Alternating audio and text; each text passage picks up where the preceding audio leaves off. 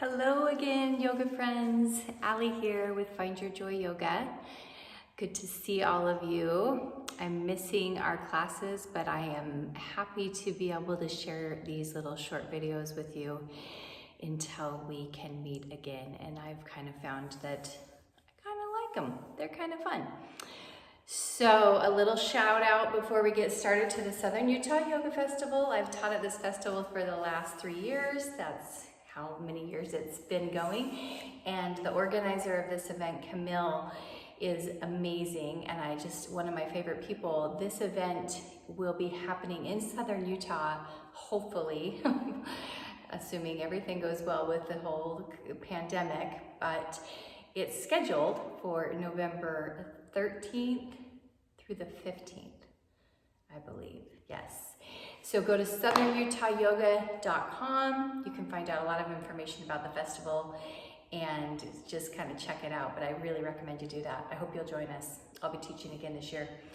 So we're gonna start. I'm going to share with you my favorite 7 poses today. So it's a practice within itself. We're gonna get right into it. I wanted to do a couple of videos that did not have a meditation, so this is gonna be one of those. But we're gonna come right onto our mat, and we're gonna start in child pose, Balasana. So a lot of times when I practice, I really wanna start in child pose.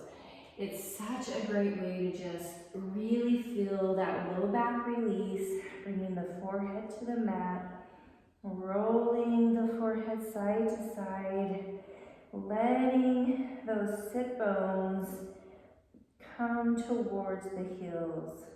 Just feeling that stretch through the low back. It feels so good. Sometimes I'll take a little stretch here, bending the elbows and bringing the hands together kind of at the base of the neck. Just a little stretch for the triceps. And then reaching it back out and walking the hands back towards the knees. Oh, I just love child pose. Love starting my practice that way. And then the next thing I really love to do on my mat is thread the needle. So once I come onto my back, I want to just bring my knees in and move side to side. It feels so nice to just release that tension at the base of the spine. And then we're ready for thread the needle. I probably do this pose twice a day. I'm active, I'm biking, I'm walking and hiking, so it really helps to release those tight muscles in the piriformis area, that sciatic nerve. So as you exhale, draw it in. Remember, you can always use a strap here, so you can take a strap behind the thigh and hold onto that strap if you want to. But wherever you can reach, either behind the thigh there or below the knee, and maybe just roll a little bit side to side. I really like to do that. Feels so good. And then as you exhale, draw that knee in a little closer, a little tighter. See if you can really feel that stretch in that outer hip. And then on a deep exhalation, now go ahead and let that go. Set it down. Uncross the legs, and let's do the other side. Taking that left knee or ankle on top of the knee and bring it in. So sometimes side to side is very different depending on what activity you've been doing. We all have a tight side. This is mine. So notice which one is yours, and it might be a little bit different. You might not have the same range of motion, and that's perfectly okay. So be where you are, breathe into it, and usually after a few breaths stretching here, I can get to the knee and then move a little bit deeper into that. But just sometimes it just takes a few breaths to start to open up, create space in the body, which is kind of the idea here. Using the breath, moving that energy, finding that release. Love that. And then exhale, go ahead and set it down and uncross the legs. And then we're gonna go ahead and roll to the side and come up, and we're gonna set up for my other favorite pose. This is, the favorite pose class. So this is Supta Baddha Konasana. Today we're just going to do Supta Baddha, well, Supta Konasana. So it's reclined bound angle, but we're going to not bind today with the strap because it's just a little complicated to get across over a video. So find a pillow from your couch, whether that is, you know, a couple of pillow cushions, whether you have a couple pillows on your bed, and then put that lengthwise on your mat and line up your sacrum to that edge of your pillows, or if you have a bolster. Bring the soles of your feet together so you're in that Konasana shape.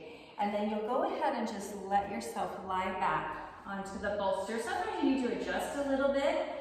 And once you find this comfortable position on your bolster, letting your head release, let your hands come to your sides, the palms face open, and just take a couple breaths here. It feels so good to get some extension here in the spine. So opening through the heart, finding that deep breath, connecting with the heart space. Just feel yourself settle into this pose. Taking a few deep breaths. I could probably stay here for a really long time. 10, 20 minutes at least, but for the sake of time, we're not going to do that today. So just a couple more breaths. But if you have the time at home and you want to stay in this pose longer, by all means, do that.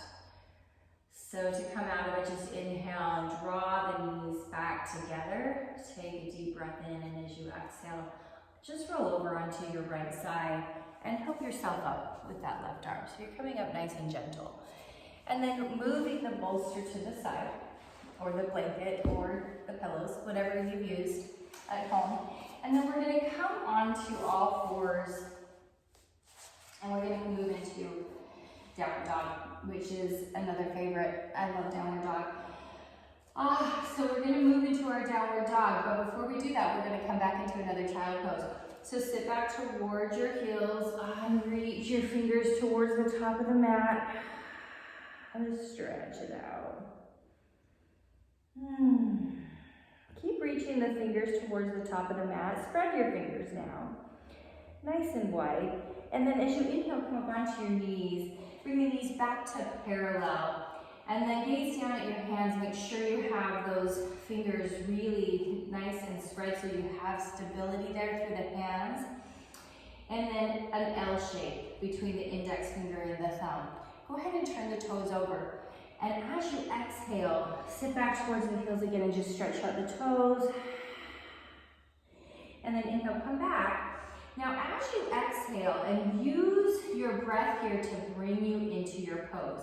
So take a deep breath in and let your belly just relax. Then as you exhale, draw your core in and up and lift from that. So you're really using the strength of your core to reach into your dog pose.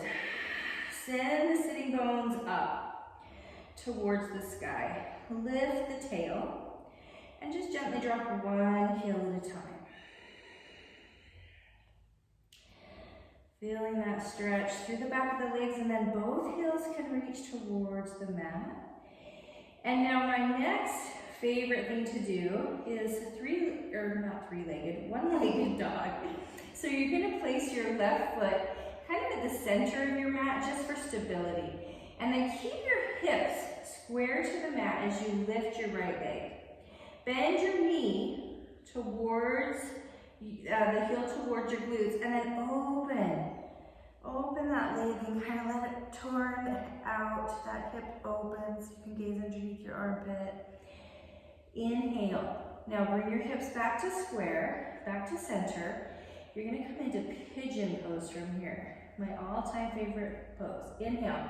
Draw your knee in. And as you exhale, use the strength of your core to bring that knee between your hands. Now once you're there, take that left leg and reach it behind you, nice and strong, nice and long. Point the toe behind you. Now before you come into this stretch, you may want to block here to support you, but before you move over into your pigeon, lift up out of your hips. So you really want to think about lifting out of your pelvis before you fold over. So you're finding length in the spine. So lift a little bit more, and then as you exhale, fold over that knee. And then if it's available, you can bring your forearms to the floor. If that's too far, you can use a block or a pillow or something else. So here's the deal with this pose. Your knee wants to be tracking forward. Your hips want to be square to the front of your mat. And if all of that is occurring and this hip is still way up, then you place a bolster or a blanket or a couple pillows under that right hip so that it supports you so your hips can be square to the mat. And then exhale, come back into that. Well, you might not have come out of it, but come into that pigeon pose. Take a couple deep breaths. Love, love, love pigeon pose. Such a beautiful hip opener. Really some good work there. The hips carry a lot of emotion. So particularly right now, with everything that's going on, just let everything go right here. Just come into your breath. And just take a few moments to really feel that release. So if you want to, you could bring your head down with a little support.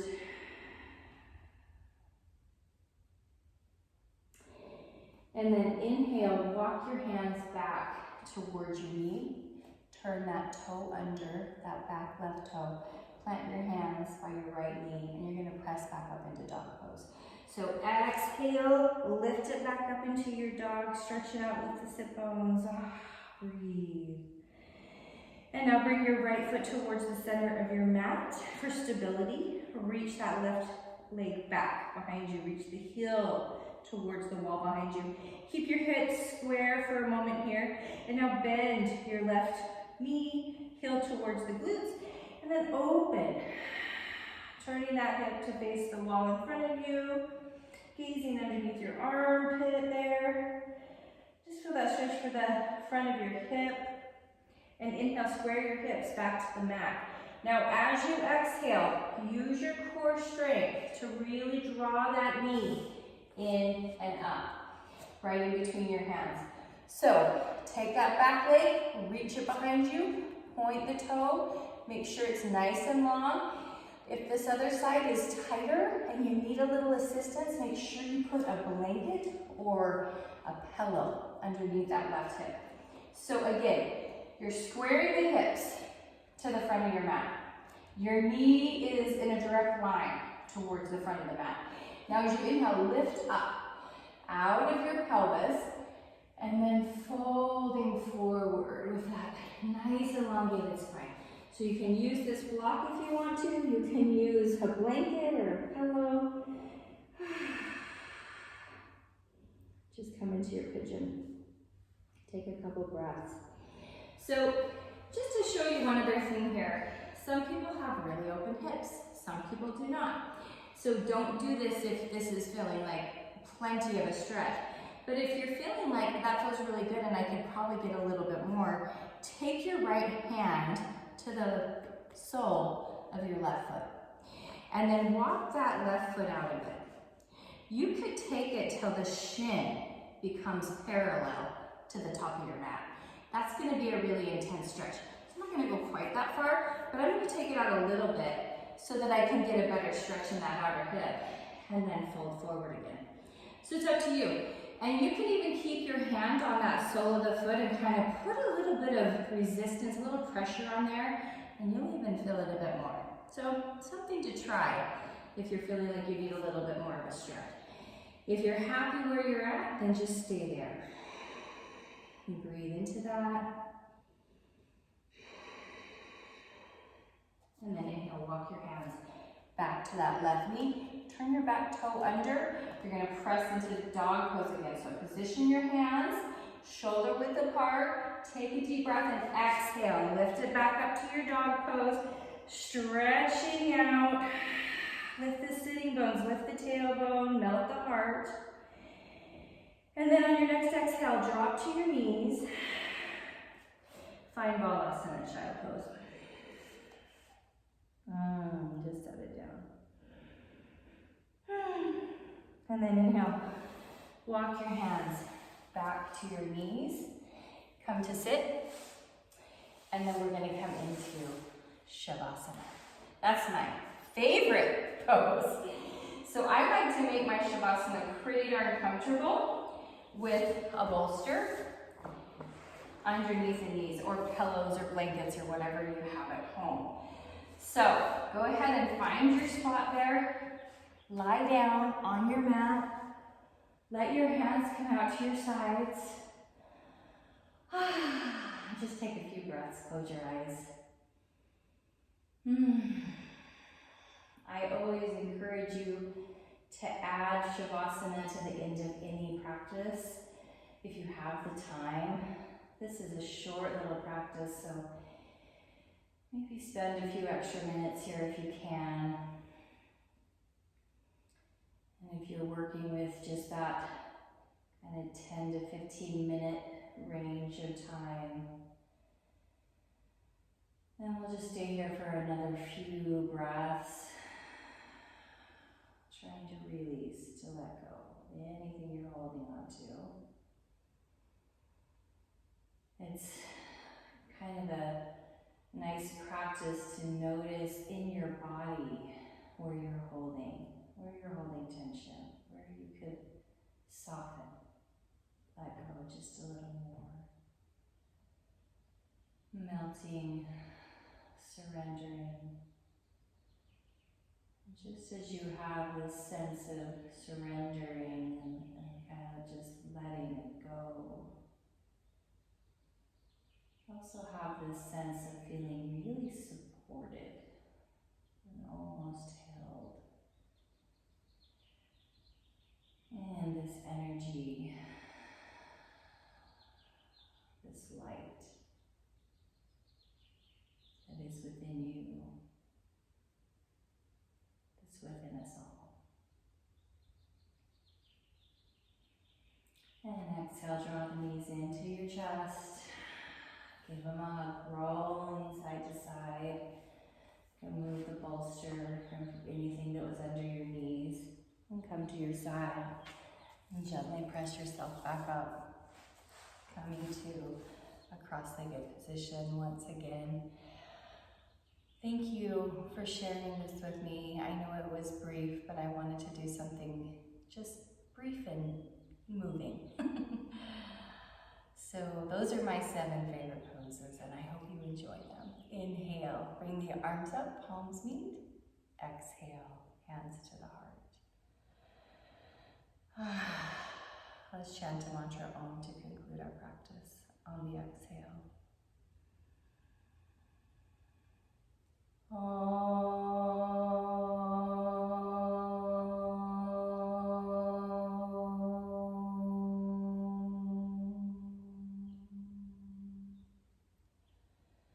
Bowing to and acknowledging this light within your own being, as you also take a moment to honor and recognize this light that resides within all beings everywhere, by offering a namaste.